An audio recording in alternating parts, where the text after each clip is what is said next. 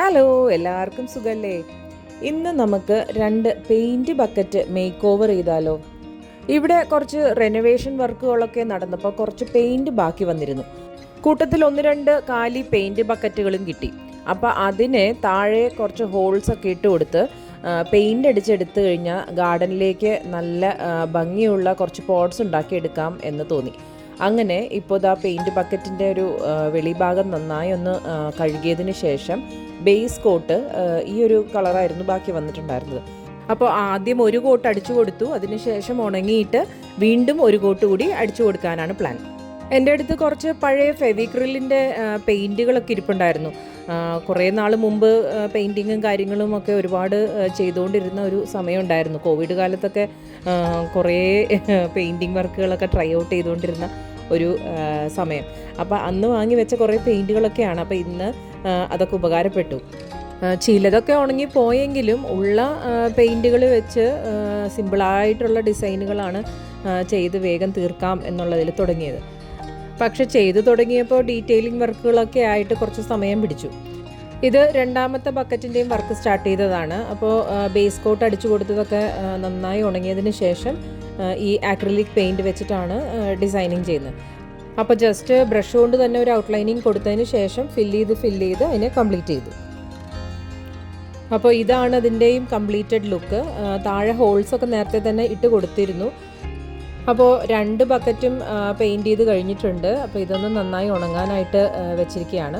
ഇതിൽ 2ലും ഹോൾസ് നേരത്തെ തന്നെ ഉള്ളത് കാരണം ഡയറക്റ്റായിട്ട് ഇനിയിപ്പം പോട്ട് ചെയ്യാൻ പോവുകയാണ്. അപ്പോൾ ആദ്യം തന്നെ ഇതിലേക്ക് തെർമോക്കോളാണ് താഴെ ഇടുന്നത്. ഇതിലെ ഈ ഓട്ടകളൊന്നും അടഞ്ഞു പോകാതിരിക്കാൻ വേണ്ടിയിട്ടാണ് തെർമോക്കോളിൻ്റെ പീസുകൾ ആദ്യം ഇടുന്നത്. ഇവിടെ ഞങ്ങളുടെ തൊടിയിൽ തന്നെ 2-3 പ്ലാവുണ്ട്. അതുകൊണ്ട് തന്നെ ഇഷ്ടം പോലെ ഉണക്ക ഇലകൾ നമുക്കവിടെ നിന്ന് ശേഖരിക്കാം. ഈ തെർമോക്കോളിൻ്റെ മുകളിലായിട്ട് ഈ ഉണങ്ങിയ ഇലകൾ നിറച്ചും ഇട്ടുകൊടുത്ത് ഒരു ലെയർ ആക്കിയതിന് ശേഷമാണ് ചെടി നടുന്നത്. അപ്പോൾ ഈ ഒരു പെയിൻറ്റ് ബക്കറ്റിലേക്ക് ഒരു ക്രീപ്പർ പ്ലാന്റ് കയറ്റിവിടാനായിട്ടായിരുന്നു പ്ലാൻ ചെയ്തിട്ടുണ്ടായിരുന്നത്. അപ്പോൾ ഇത് ഞങ്ങളുടെ ഒരു ബീച്ച് അംബ്രല്ല ആയിരുന്നു പണ്ട് ബാർബിക്യൂനും അതുപോലെ ബീച്ചിലേക്കും ഒക്കെ പോകുമ്പോൾ സ്ഥിരമായി ഇത് കൊണ്ടുപോകാറുണ്ടായിരുന്നു. ഇപ്പോൾ അത് കുറച്ച് തുണിയൊക്കെ അതിൻ്റെ കേടുവന്ന് ഇതായപ്പോൾ ഞങ്ങൾ ആ തുണിയൊക്കെ മാറ്റി ഫ്രെയിം മാത്രം യൂസ് ചെയ്യാമെന്ന് വെച്ചിട്ട് ഇതിലേക്ക് ഫിറ്റ് ചെയ്യാനുള്ള പരിപാടിയിലാണ്. അപ്പോൾ ഈ ബക്കറ്റിൻ്റെ ഉള്ളിൽ സ്റ്റഡിയായി നിൽക്കണം എന്നുണ്ടെങ്കിൽ കുറച്ച് സപ്പോർട്ടായിട്ട് കുറച്ച് കല്ലുകളോ അങ്ങനെ എന്തെങ്കിലും ചുറ്റും വെച്ച് കൊടുത്താൽ ഇത് സ്ട്രോങ് ആയി നിൽക്കും എന്നുള്ളതിൽ ഇഷ്ടികയും കരിങ്കല്ലും ഒക്കെ വെച്ച് ഇതിനെ സ്റ്റഡിയാക്കി നിർത്തിയിട്ടുണ്ട്. കൂടെ കുറച്ച് മണ്ണും കൂടി ഇട്ട് കൊടുത്ത് സെറ്റാക്കി. പക്ഷേ ഇത് ടെറസിൻ്റെ മുകളിലേക്ക് കൊണ്ടുപോയി വെക്കാനാണ് പ്ലാൻ. അപ്പോൾ നല്ലോണം ഉറപ്പിച്ചതിന് ശേഷം ബാക്കിയുള്ള റീപോട്ടിങ്ങും കാര്യങ്ങളും ഒക്കെ ടെറസിൻ്റെ മുകളിൽ പോയിട്ട് ചെയ്യാനാണ് പരിപാടി. അപ്പോൾ കുറച്ച് ചാണകപ്പൊടി ഇപ്പോൾ ഇട്ട് കൊടുത്തിട്ടുണ്ട്. പിന്നെ കൂടെ തന്നെ കുറച്ച് ഈ വേപ്പിൻ പിണ്ണാക്ക് പൊടിച്ചതും അതും ഇട്ട് കൊടുത്തു. ഈ ഒരു ഗാർലിക് വൈൻ്റെ ചെടിയാണ് അതിലേക്ക് മാറ്റി നടാൻ ഉദ്ദേശിക്കുന്നത്. അപ്പോൾ ഇത് കുറച്ചൊന്ന് നീളം വെച്ച് തുടങ്ങിയിട്ടുണ്ടായിരുന്നു. അപ്പോൾ ഇത് ടെറസിൻ്റെ മുകളിലേക്ക് കൊണ്ടുപോയതിന് ശേഷം മാറ്റി നടാൻ പോവുകയാണ്.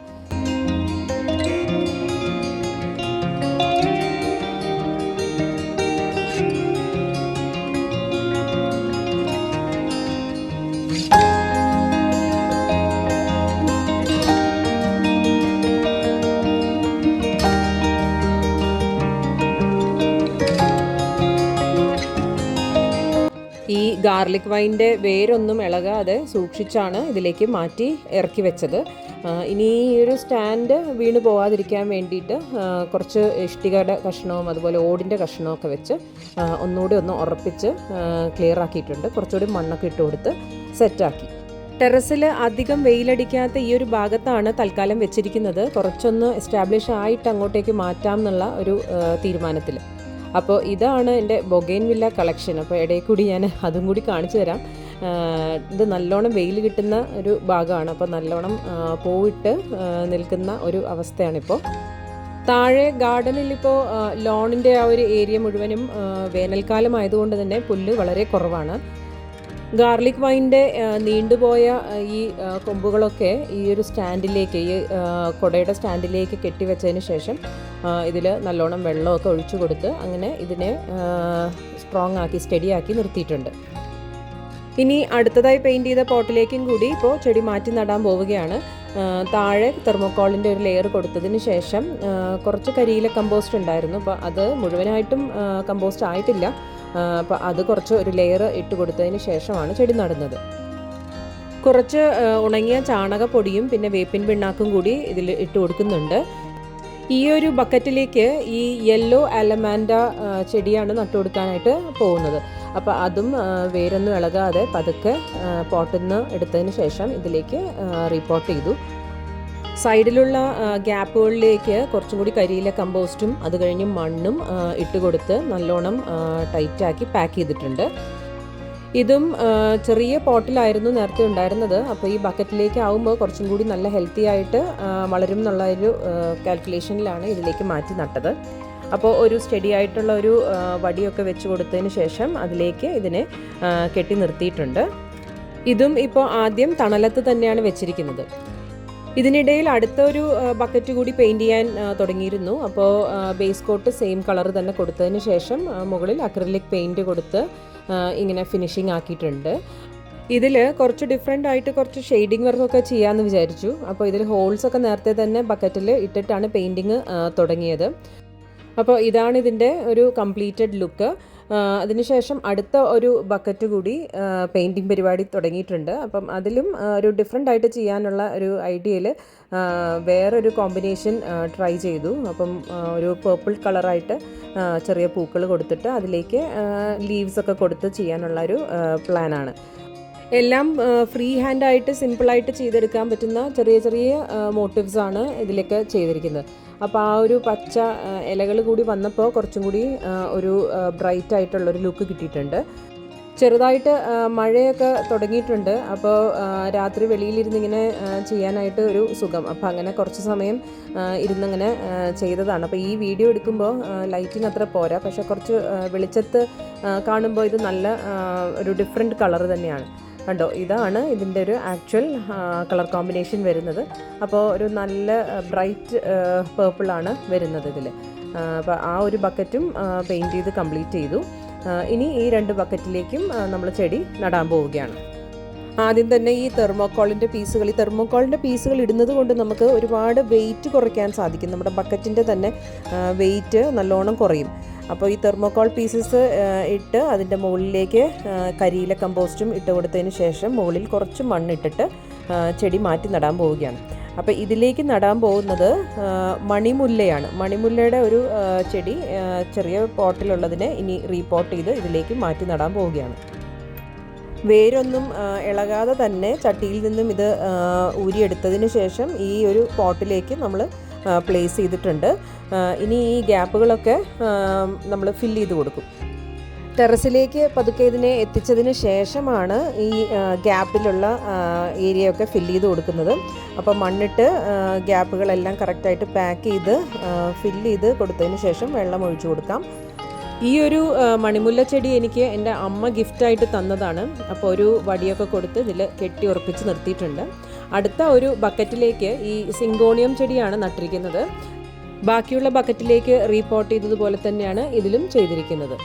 അങ്ങനെ അടുത്ത ബക്കറ്റിൻ്റെ വർക്ക് സ്റ്റാർട്ട് ചെയ്തിരിക്കുന്നു. ഇതും ബേസ് കോട്ട് സെയിം കളർ കൊടുത്തതിന് ശേഷം ഇങ്ങനെ ഒരു സിമ്പിൾ ഡിസൈനാണ് സെലക്ട് ചെയ്തത് ചെയ്യാനായിട്ട്. അപ്പോൾ ഇതാണ് ഇതിൻ്റെ ഒരു ഫിനിഷ്ഡ് ലുക്ക്.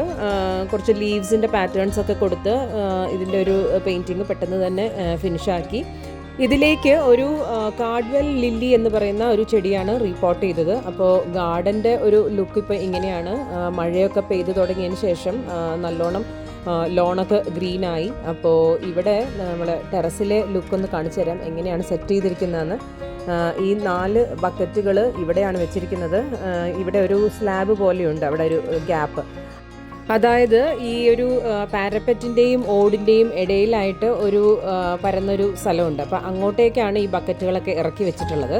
ഒരെണ്ണം മാത്രം താഴെ സെറ്റ് ചെയ്തിട്ടുണ്ട്. ബാക്കി 4 എണ്ണവും മുകളിൽ തന്നെയാണ് ഇങ്ങനെ സെറ്റ് ചെയ്ത് വെച്ചിരിക്കുന്നത്. അപ്പോൾ നല്ലോണം മഴയിടയിൽ പെയ്യുന്നുണ്ടെങ്കിലും ഇടയ്ക്കിടയ്ക്ക് നല്ല വെയിലും അടിക്കുന്നുണ്ട്. അപ്പോൾ ഇത് മുകളിൽ നിന്നുള്ള ലുക്ക്. അപ്പോൾ ഇതാണ് ഞാൻ പറഞ്ഞ ലില്ലി, വെള്ളപ്പൂക്കൾ വരുന്ന ഒരു തരം ലില്ലിയാണിത്. അങ്ങനെ ഈ 4 ബക്കറ്റും ഞങ്ങൾ ഈ സ്ലാബിൻ്റെ അവിടേക്ക് ഇറക്കി വെച്ചിട്ട് ഞാനിങ്ങനെ വീഡിയോ എടുത്തുകൊണ്ടിരിക്കുമ്പോഴാണ് സർപ്രൈസ് ആയിട്ട് ഞാനിതാ ഈ ഒരു ഗാർലിക് വൈൻ നോക്കുമ്പോൾ നിറച്ചും മൊട്ടിട്ടിട്ട് ഇത് പൂവിടാൻ റെഡിയായി നിൽക്കുകയാണ്. അപ്പോൾ ഞാൻ വിചാരിച്ചത് 1 മാസത്തോളമായി റിപ്പോർട്ട് ചെയ്തിട്ട്, പക്ഷേ പുതുതായിട്ട് ഇതിലേക്ക് ഇലകളൊന്നും വരുന്നില്ലല്ലോ എന്ന് ഇങ്ങനെ വിചാരിച്ചുകൊണ്ടിരിക്കുമ്പോഴാണ് ഇതിൽ നിറച്ചും മൊട്ടുകൾ ഇപ്പോൾ ദാ വന്ന് നിൽക്കുന്നു. അപ്പോൾ ഇത് മുഴുവനായിട്ടും ഇങ്ങനെ കൊലകൊലയായി പൂക്കുന്ന ഒരു ഫ്ലവറാണല്ലോ. അപ്പോൾ അത് പൂത്തതിന് ശേഷമുള്ള വീഡിയോ ഞാൻ ഇടുന്നതായിരിക്കും. എന്തായാലും ഭയങ്കര ഒരു ഹാപ്പി ആയിട്ടുള്ളൊരു ഫീലിംഗ് ആണ് നമുക്ക്. ഇത് റിപ്പോർട്ട് ചെയ്ത് സക്സസ് ആയി, അത് നല്ലോണം വെയിലൊക്കെ കിട്ടി, നല്ല രീതിയിൽ ഇത് വളരുന്നു എന്നറിയുമ്പോൾ തന്നെ. അപ്പോൾ എനിവേ ഇതിൻ്റെ അപ്ഡേറ്റഡ് വീഡിയോ ഞാൻ ബാക്കിയുള്ള ഭാഗങ്ങളിലായിട്ട് ഇടുന്നതായിരിക്കും. മണിമുല്ലയും ദാ മുകളിലേക്ക് പടർത്തി വിട്ടിട്ടുണ്ട്. മുകളിലെ ആ ഒരു ഗ്രില്ലിലേക്ക് കയറ് കെട്ടി അതിൻ്റെ മുകളിലേക്കാണ് അത് പടർത്തി വിട്ടിരിക്കുന്നത്. അപ്പോൾ 5 പെയിൻറ്റ് ബക്കറ്റുകളാണ് ഇതുപോലെ റീസൈക്കിൾ ചെയ്ത് റീപോട്ട് ചെയ്ത് യൂസ് ചെയ്തിട്ടുള്ളത്. ഇതിൽ ഏത് പെയിൻറ്റ് ബക്കറ്റിൻ്റെ മേക്ക് ഓവറാണ് നിങ്ങൾക്ക് ഏറ്റവും ഇഷ്ടപ്പെട്ടത് എന്നുള്ളത് കമൻറ്റ് ബോക്സിൽ നിങ്ങൾ അറിയിക്കുക. നിങ്ങളുടെ വാല്യുബിൾ സജഷൻസും എല്ലാം ഞാൻ പ്രതീക്ഷിക്കുന്നു. Thank you so much for watching. അപ്പോൾ ഇനി അടുത്തൊരു വീഡിയോ വഴി നമുക്ക് വീണ്ടും കാണാം. വീഡിയോ ഇഷ്ടപ്പെട്ട എല്ലാവരും ലൈക്കും ഷെയറും ഒക്കെ ചെയ്യണേ.